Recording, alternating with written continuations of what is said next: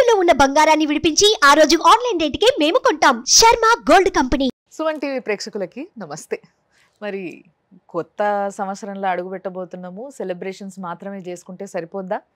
మనము అసలు ఈ సంవత్సరం ఎట్లుండబోతుంది అనే విషయం తెలుసుకుంటే చాలా బాగుంటుందని మాకు అనిపించింది.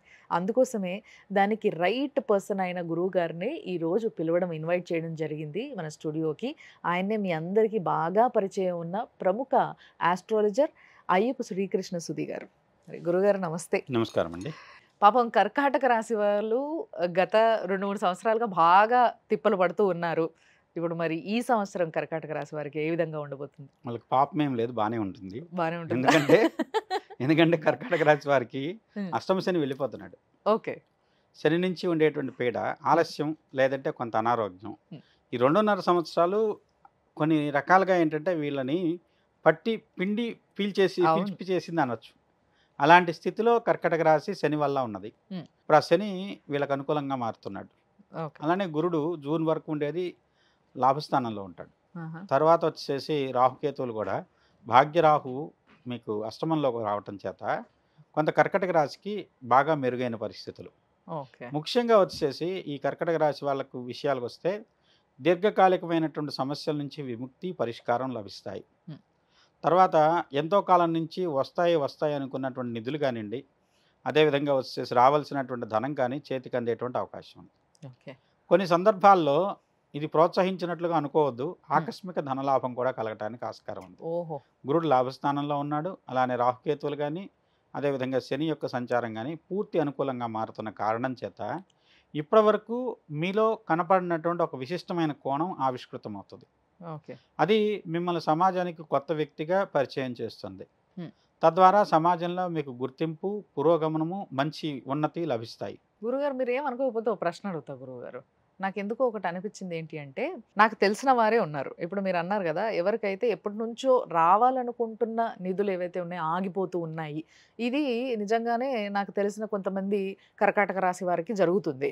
కానీ వీళ్ళ అదృష్టము, దురదృష్టము అవి రావడము ఒకేసారి కలిసి వచ్చినప్పటికీ వీళ్ళకి ఇచ్చే వాళ్ళు ఎవరైతే ఉన్నారో వాళ్ళ రాశి కరెక్ట్గా లేకపోతే, అంటే వాళ్ళ టైము బాగాలేకపోతే, వాళ్ళు ఇయ్యలేకపోతే వీళ్ళకి వాళ్ళ నుంచి రావు కదా గురుగారు. అప్పుడు ఎట్లా మరి వీళ్ళ పరిస్థితి? ఇవ్వడం కోసమే వాళ్ళకి వస్తాయి. అంతే అంటారా? వాళ్ళ దగ్గర నిలబడేటట్టయితే వాళ్ళకి యోగం ఉంటుంది. వీళ్ళకి ఇవ్వడం కోసమే వాళ్ళ యోగంతో అంటే అక్కడ ఇట్లా వచ్చి ఇట్లా వెళ్ళిపోతాయి అంటారు. అంతే. అలా అయినా జరిగానే వీళ్ళకి రావాలి. ఇంతవరకు జరిగింది గత 2.5 సంవత్సరాలుగా ఉన్నటువంటి స్థితిలోంచి ఈ కర్కాటక రాశి వారికి ఒక రకమైనటువంటి మంచి అనుకూలమైన పరిస్థితులు. కాలం కలిసి రావడం అంటే ఏంటో వీళ్ళని చూడాలి. అవునా? కాలం కలిసి వస్తే ఇప్పుడు వాళ్ళ ప్రయత్నం చేస్తున్నారు. ఒక సంవత్సరం ప్రయత్నం చేశారు, ఒక 10,000 వచ్చినాయి. ఇంకో సంవత్సరం ప్రయత్నం చేశారు, అదే 10,000 వచ్చినాయి. అదే ప్రయత్నం ఈ సంవత్సరం చేస్తే 10 లక్షలు వస్తాయి.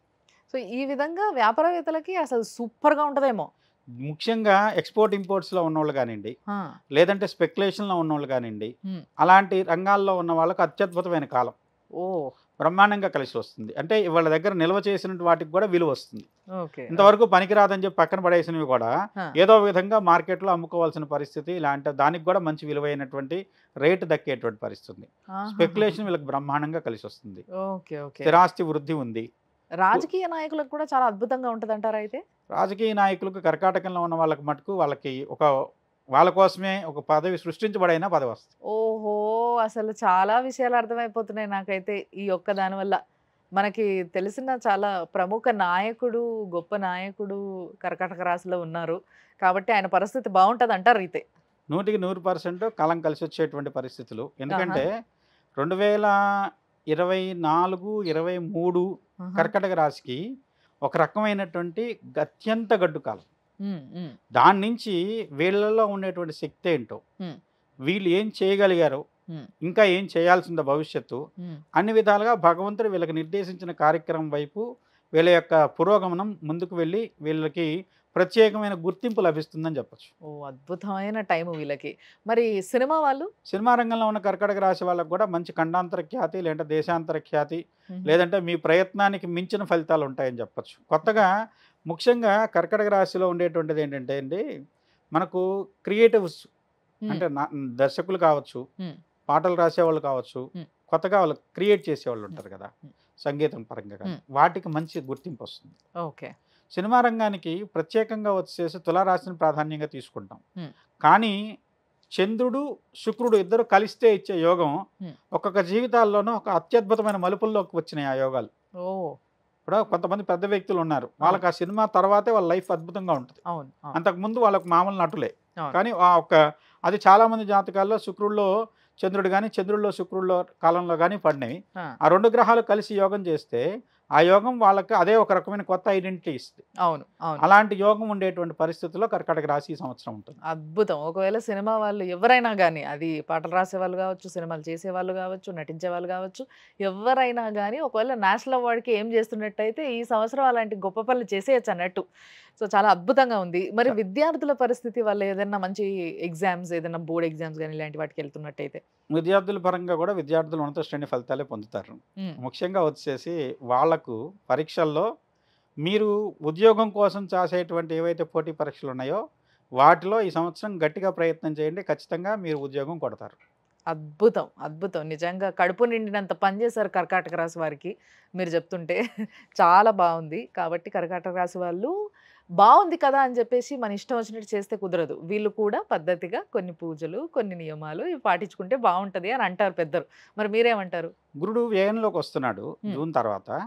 కాబట్టి ఏంటంటే గురు సంబంధమైంది. హ్మ్. అది కూడా ఏంటంటే అమ్మవారిని పూజిస్తే మంచిది. ఓహ్! లలితా పరమేశ్వరిని కానివ్వండి, రాజరాజేశ్వరిని కానివ్వండి, హ్మ్. లేదంటే మనకు కొన్ని ప్రత్యేకమైనటువంటి దైవాలు ఉన్నాయి. హ్మ్. శ్యామలాదేవి హ్మ్. సరస్వతి యొక్క ఇంకొక స్వరూపం. అవును. కాళిదాసుకి ఒక క్షణంలో విద్య మొత్తం ధారపోస్తున్నాం. హ్మ్. అలాంటి ఉన్నతమైనటువంటి యోగాన్ని పొందడం కోసం దైవారాధన, శ్యామల ఆరాధన, హ్మ్. అలాంటి ఆరాధనలో చాలా విశేషం. ఓకే. కుదిరితే వీళ్ళని ఉజ్జయినిలో ఒకసారి గట్కాళిని దర్శనం చేసుకోమనంటే మంచి ఫలితాలు ఉంటాయి. ఓహ్! అద్భుతం. కాబట్టి ఎలాగో అన్ని విధాలుగా బావుంది కాబట్టి ఒక మంచి యాత్ర ఏసుకోండి. అలా హ్యాపీగా ఉజ్జయినికెళ్ళేసి రాండి.